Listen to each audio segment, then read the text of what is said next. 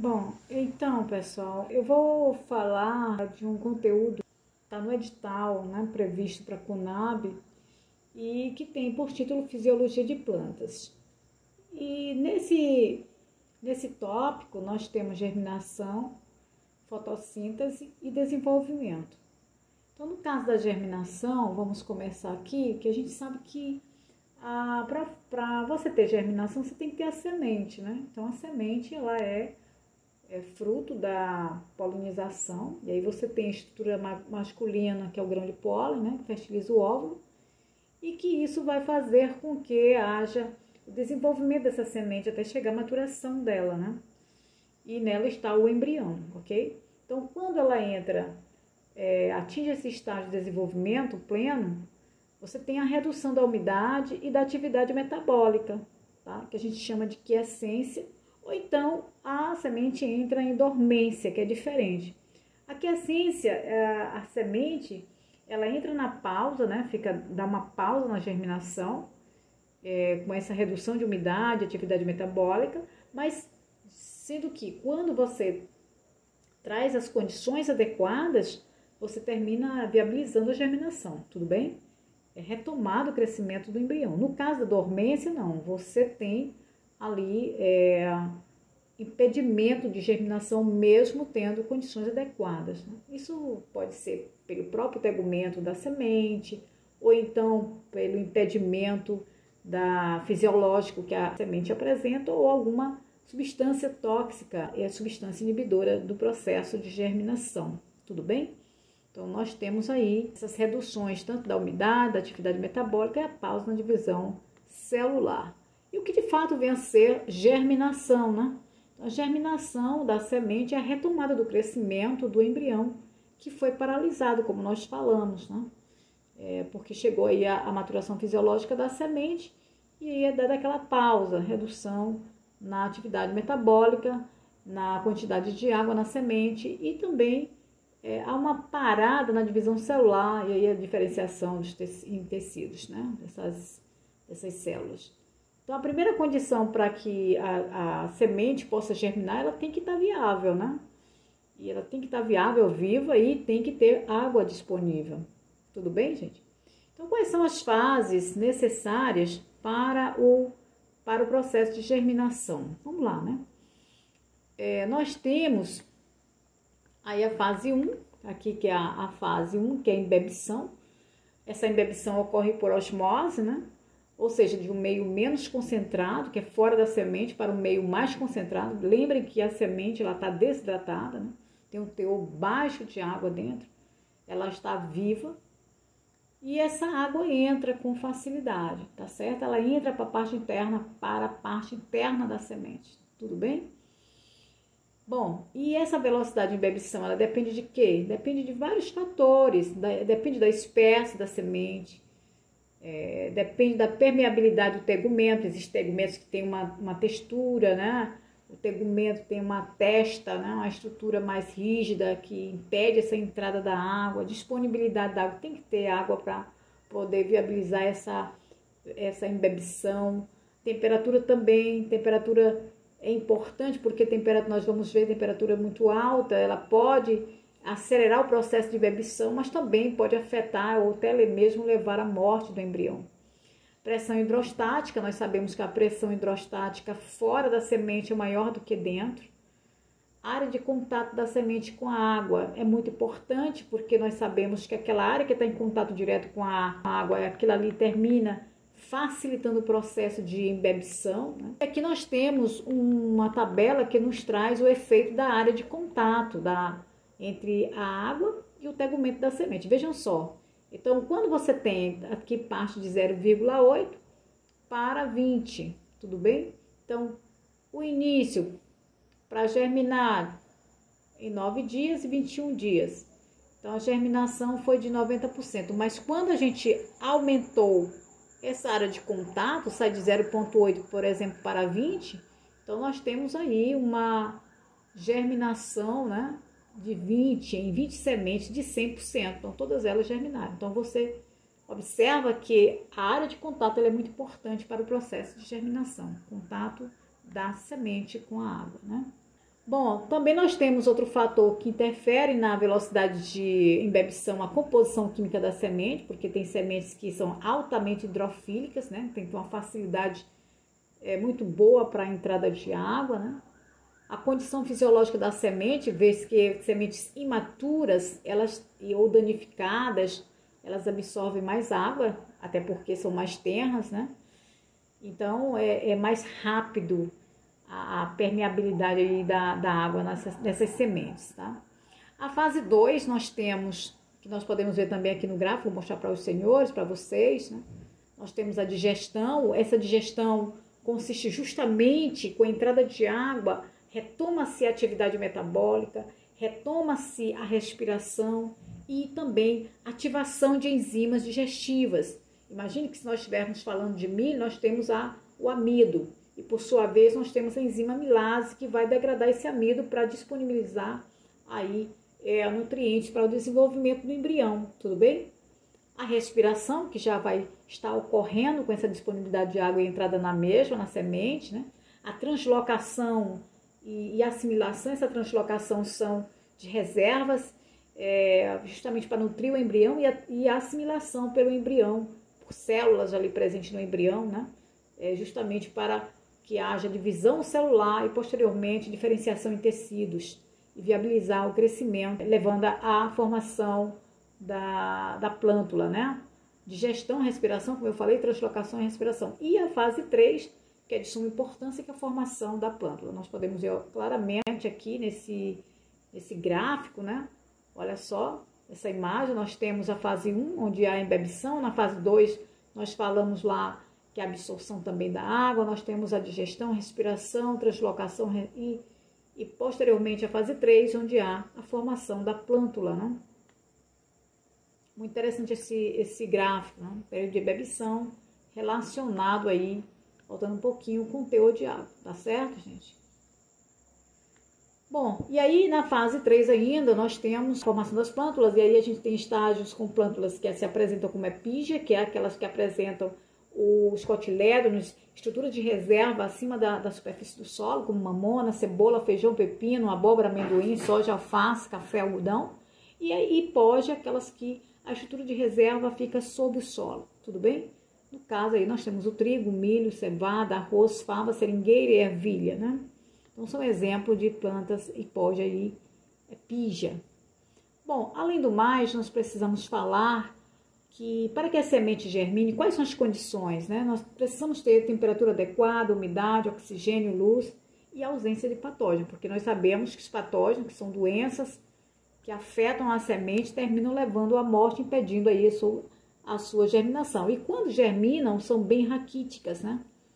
Bom, vamos falar daqui da temperatura. Então, a temperatura, ela é importante, por quê? Porque ela regula a velocidade das reações químicas dentro da semente, né?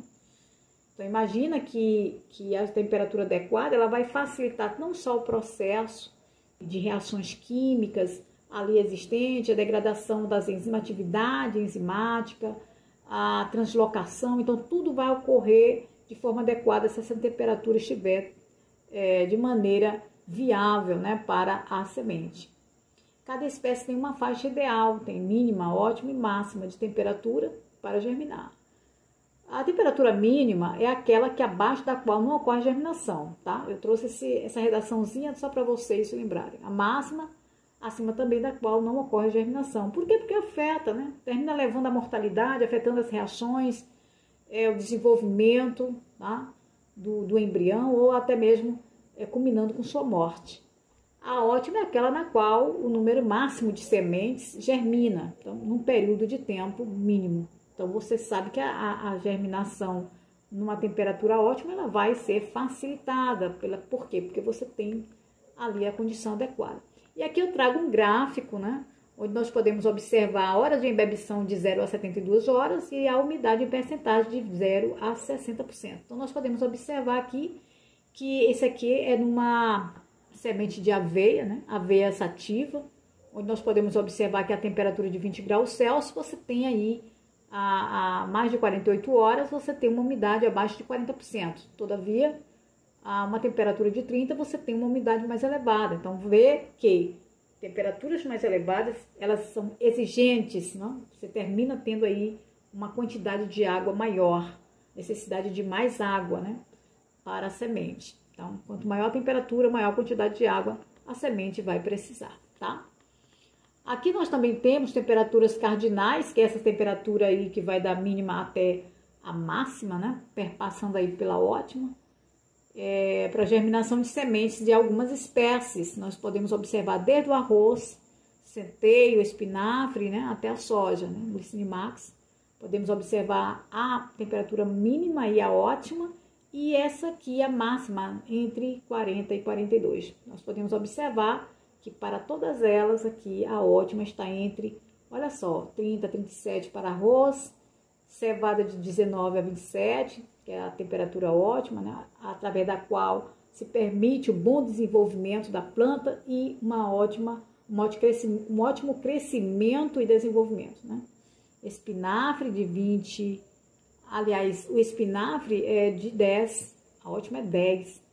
Milho de 32 a 35 graus, tomate de 20 a 35, trigo de 20, aliás, de 15 a 31, e a soja aí tá com 32 graus Celsius, temperatura ótima. Então, veja que essa temperatura ela é importante para ser levada em consideração para permitir aí a germinação da semente e levar a um bom desempenho, né? Que é o que a gente quer. Percentagem de germinação de sementes de algumas espécies, nós também temos aqui, por exemplo, o aipo, salsão, a temperatura de 20, de 30 e intervalo de 20 a 30, nós podemos observar que todos eles, nesse intervalo de 20 a 30, que foi ótimo, permitindo aí uma germinação expressiva, né, variando aí para essas espécies de 70 até 58, até de 58, né? 58, exatamente, 58. Então, muito boa a germinação em relação aí a essas outras entre 20, que estão especificamente entre 20 e 30, tá? Vocês observam que 20 aí para aipo é até alta, né? Se nós pensarmos aí no caso de grama azul, que foi apenas de 15. E no intervalo de 20 a 30, já chegou a 63%. Né? Vamos imaginar isso. Então, isso é muito importante, levar em consideração essa temperatura ótima de desenvolvimento. Bom, e a umidade, gente? A umidade ela é importante para o amolecimento dos tecidos do tegumento e entrada de água, né? Expansão celular, do embrião, transporte de nutrientes. Então, é interessante também a umidade. O oxigênio, a maioria das espécies vegetais precisa de oxigênio para germinar. E é interessante porque no processo de respiração você tem aí a utilização aí do oxigênio, né? E o processo respiratório ele é de fundamental importância até mesmo para a formação de ATP, né, de energia. A semente precisa de oxigênio para realizar a respiração celular aeróbica e gerar ATP, necessário para o crescimento do embrião, que é a fonte de energia, né? Solo encharcado, falta oxigênio e a semente pode apodrecer. Então, como o solo estando encharcado, ele não está aerado. E por não estar aerado, ele termina levando à mortalidade da planta. Por quê? Porque ela não consegue ali respirar e a semente não consegue germinar na ausência de oxigênio. Em solo muito compactados, o oxigênio também tem dificuldade de circular porque não tem porosidade, né? A gente sabe disso. A luz, nós podemos observar que também é um fator de grande importância para o desenvolvimento da planta, para a germinação.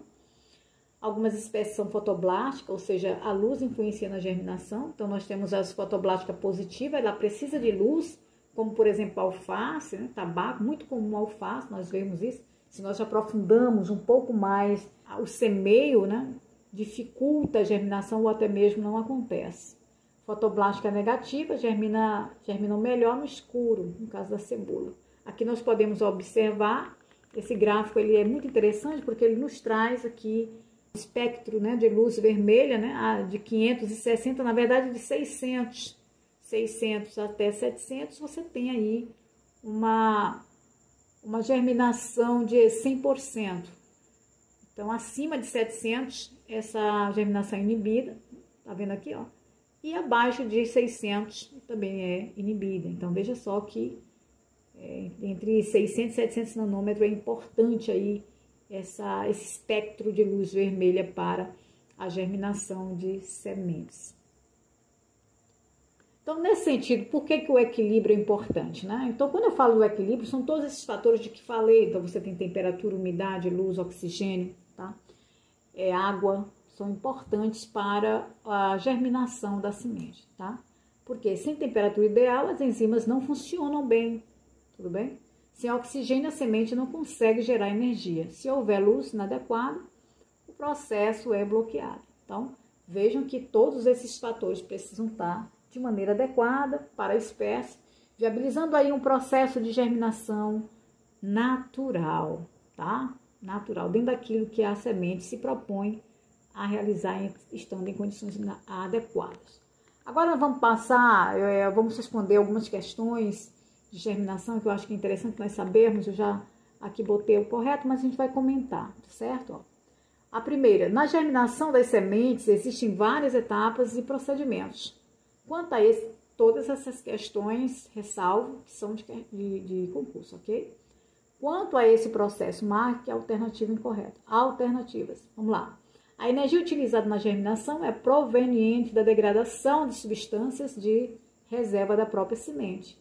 É verdade, né? Então, nós sabemos que nós temos ali o endosperma, ou então temos os cotilédones, que são estruturas de reserva, e que são degradados pela enzima. Se, por exemplo, falarmos em milho, nós temos a amilase para degradar o amido e viabilizar ali a disponibilidade de nutrientes para o crescimento e desenvolvimento do embrião. Então, está correto. B. Em sementes recalcitrantes, não se verifica redução na intensidade das atividades metabólicas, de maneira que o eixo embrionário, sob condições ambientais favoráveis, cresce ininterruptamente desde sua formação, no aumento da fecundação até se resultar em plântula autotrófica. Então, isso aqui também está correto, porque lembrem lá que as recalcitrantes, elas são sementes que não aceitam, né, vamos dizer assim, serem desidratadas e nem se manterem ali a temperaturas muito baixas de armazenamento. Então, essas sementes, elas se mantêm ali no metabolismo ativo, tudo bem? E esse eixo embrionário, ele é de suma importância para a formação de raiz, de caule, né? Então, realmente isso acontece e vai dando aí, as suas atividades se mantém a atividade metabólica de forma a permitir a formação de uma plântula, isso em condições adequadas de germinação, tá bom? Então, tá correto também a letra B. Para a letra C. Nas etapas iniciais da germinação da semente ocorrem vários processos, como a absorção de água, é verdade, a absorção de água, aumento da respiração. Então, se nós temos água, nós temos atividade metabólica acontecendo, nós temos a respiração, o aumento da produção de energia. Lembre lá, se você tem água, você tem respiração, você tem produção de energia ATP, tá certo? Pela semente, isso é verdadeiro também. D, pela germinação epígia, lembra lá, epígia, hipógia. Epígia, você tem a emissão acima do nível do solo da estrutura de reserva, como acontece no feijão, né, nos cotilédones. A parte aérea é posta fora do solo, em volta nos cotilédones, né, tá certo? E a letra E, uma semente fotoblástica positiva é aquela que é independente da luz para entrar em processo de germinação. Então, tá errado, né, gente? Porque uma semente fotoblástica positiva, ela depende da luz para entrar em processo de germinação, como exemplo no caso da alface. Então, a letra E que está errada. Vamos para a segunda questão. Bom, na segunda questão, ele diz: sobre a germinação de semente, marque verdadeiro para as afirmativas verdadeiras e F para falsa. O processo de embebição, que é a entrada de água na semente, permite que o metabolismo do embrião seja reativado, verdade, culminando com seu crescimento, verdadeiro. Além de aumentar expressivamente o tamanho do embrião, a absorção de água é capaz de estimular a respiração, verdadeiro. Nós sabemos que com a entrada de água, o processo de atividade metabólica ela passa a ser reativada, né? E essa respiração, sim, ela é realizada. A reativação de enzimas, as enzimas também começam, então, a agir de maneira a degradar ali a estrutura de reserva para viabilizar a translocação de nutrientes para ao crescimento e desenvolvimento do embrião, e a divisão celular e a translocação de compostos de reserva nas sementes. Isso é verdade, como eu falei para os senhores agora, para vocês, né? A presença ou ausência de luz pode estimular ou inibir o processo de germinação, é verdade. Se você tem, por exemplo, no caso da alface, se você não tem luz, você vai inviabilizar a germinação, tá? Como bem, se você tem plantas que germinam, sementes germinam no escuro, se você colocar aí no claro, é bem verdade que você não vai ter esse resultado de germinação. E o último, em algumas sementes, a estrutura rígida que envolve o embrião é impermeável, né, à entrada de água e também impede a ocorrência de trocas gasosas. Olha, gente, isso aqui é justamente aquela questão da dormência física que a semente apresenta. Isso termina dificultando aí o processo de entrada de água, né, e também o processo de levando aí a não germinação. É uma barreira física existente na semente, né? Se nós pegarmos lá os pontos relacionados à dormência, a gente vai encontrar isso. Então, a letra certa é a letra B, todos verdadeiros. Vamos para a terceira, ganharmos tempo. Sobre a influência de temperatura na germinação de sementes, é correto afirmar: as temperaturas abaixo da ótima aumentam a velocidade de germinação, alterando a uniformidade de emergência, né? É verdade não, isso aqui é mentira, é falso, né, gente? Porque a temperatura abaixo da ótima, ela vai dificultar, desacelerar o processo de germinação, tá? Não vai acontecer essa germinação não, ela vai ser retardada, tudo bem? Não vai ser acelerada. Letra B, a temperatura ótima para a germinação não varia entre espécies. Nós vimos que sim, que varia de uma espécie para outra, então está errado, nós não vamos mais nem comentar.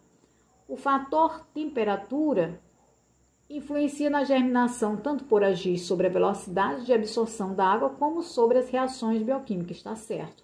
A gente sabe que a temperatura, exatamente, ela influencia na germinação, justamente na questão da absorção da água. Então, se nós temos, eu mostrei para vocês o gráfico, se nós temos a temperatura elevada, lá mostrei 30 graus, você tem uma entrada maior de água na semente, né? Temperaturas menores, essa entrada é bem menor, tudo bem? Então, há uma relação muito direta quanto a essa questão da temperatura influenciando na entrada de água na semente. A quarta questão, nós podemos observar que ele coloca para nós julgarmos.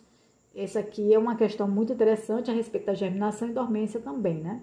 Ele diz que o percentual de germinação mínimo para a venda de lotes de sementes de soja no Brasil é de 80%. Então, isso aqui está dentro da legislação que coloca, né? Assim, um teste de germinação em 100 sementes, ou em 100 sementes, é 80%, pode ser obtido como resultado de 60 plântulas normais, 20 plântulas anormais e 20 sementes mortas.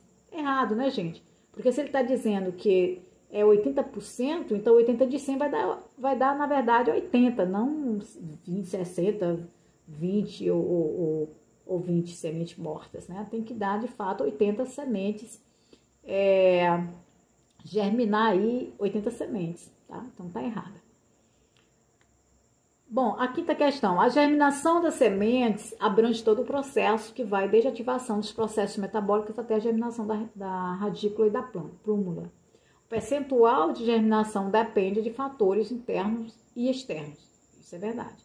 Como fatores internos podem ser citados o estado de dormência, tudo bem? É verdade. A qualidade da semente e o potencial de germinação da espécie. Considerando o texto, avalie as proposições. Vamos lá? A dormência representa uma condição em que o conteúdo de água nos tecidos é pequeno e o metabolismo da célula é ativo. Não considero como o metabolismo das células é ativo, mas ele é bastante reduzido. Eu acho que essa expressão é que torna essa questão errada, né? Porque realmente a água é baixa. Fato que permite a germinação da semente após um longo período de armazenamento. Até porque semente com dormência, ainda que você tenha condições adequadas de germinação, ela não germina, tá? Então essa aqui tá errada. B. A viabilidade da semente é expressa pelo percentual de germinação, o qual indica o número de plantas produzidas por um dado número de sementes, tá? Então isso aqui tá certo, porque a viabilidade está muito relacionada com a germinação. Então, se você tem 10 sementes, das 10, você tem 9 ou 10 mesmo que germinam, então você está vendo que essas sementes são viáveis, são vivas, né? E estão bem estruturadas fisiologicamente e as condições adequadas para germinar. O vigor é definido como sendo a soma de todos os atributos da semente, exatamente, e que favorece o estabelecimento rápido e uniforme da população no campo, exatamente. Então você vê que a planta que tem vigor, ela tem esse desempenho no campo bastante uniforme, de crescimento, de germinação, e isso é muito interessante para os agricultores. E para nós que somos profissionais da área de ciências agrárias, né? Sobre a sentença acima, é correto concluir que o que se afirma em 1 e 2 apenas, 1 e 3 apenas, não, 2 e 3 apenas está correto, né? Bom, a sexta questão nos traz: sementes de várias espécies não germinam imediatamente após a dispersão. Isso pode ocorrer pelo efeito antagônico de fitohormônios presentes nas sementes, né? Qual grupo de fitohormônio promove a germinação? A gibberellina, né, gente? Porque nós sabemos que nós temos o ácido abscísico, que é um ácido que inibe a germinação, mantém a semente em estado de dormência, né? E atua como um freio, vamos dizer assim, fisiológico, diferentemente da gibberellina, que aí no caso nós estamos falando, né, do ácido, estamos falando da gibberellina, né, que ela na verdade vai ser contrária a esse comportamento. Ela viabiliza, estimula a germinação, ativa as enzimas, né, que degradam as reservas e também ela rompe com a dormência. Então ela é muito importante. Bom, a sétima questão nos traz: assinale abaixo o que se mede com o teste de vigor e germinação das sementes usadas em uma plantação, né? Então, aqui, gente, não tem o que pensar. Na verdade, o vigor e o teste de vigor está relacionado com a capacidade da semente germinar e originar plantas saudáveis, né? Não o peso e tamanho, não tem nada a ver com isso. Sobre a formação, vamos para a oitava aqui. Sobre a formação de pastagem utilizando sementes, pode-se afirmar que a qualidade de um lote de sementes também pode ser dada por um índice chamado de valor cultural, que é muito importante, que mede o percentual de sementes deste lote que são capazes de germinar, tá? Com isso, e para calcular este índice, considera-se o percentual de pureza física do lote e seu percentual de germinação. Então, bom, com isso é correto afirmar que um lote com sementes de 95% de pureza física e 90% de germinação apresenta um VC de quanto, né? Então, nesse caso, a gente tem que pensar também. Essa questão eu acho bastante fácil, né? Porque você pode pegar VC, 95 vezes 90, dividir por 100, contra 85. Então, de 100 quilos, você tem aí 85,5 quilos de plantas, né? De germinação. É fácil a questão. A nona questão, ela nos traz a informação que a utilização de agrotóxicos para tratamento de sementes tem a finalidade principal de melhorar o vigor das sementes e a germinação. Isso não é verdade, está errado, né, gente? Porque a gente sabe que a utilização de agrotóxicos em sementes é para o tratamento contra patógenos, né? Até mesmo pragas, e não para viabilizar aí o vigor. E a décima, a técnica de peletização tem a finalidade de uniformizar a distribuição das sementes no plantio. Tá certo, né, gente? Porque essa peletização, nós temos semente muito pequena, como semente de cenoura, de alface. Então, peletizando facilita não só o semeio, como também reduz significativamente a perda no semeio, né? Facilita a uniformização do semeio, isso é muito bom. Então, é interessante essa questão quando se fala da questão da peletização. As perdas são mínimas. Então, está certo. Bom, gente, essas são as questões, o conteúdo que eu tinha para trabalhar com vocês hoje. A próxima aula nós iremos tratar de maneira bem resumida também sobre a questão da fotossíntese, para termos um entendimento e fazermos algumas questões. Deixe o like de vocês, compartilhem, façam comentários, se inscrevam para o nosso canal crescer e a gente se preparar melhor para os concursos de engenheiro agrônomo. Até mais, até a próxima.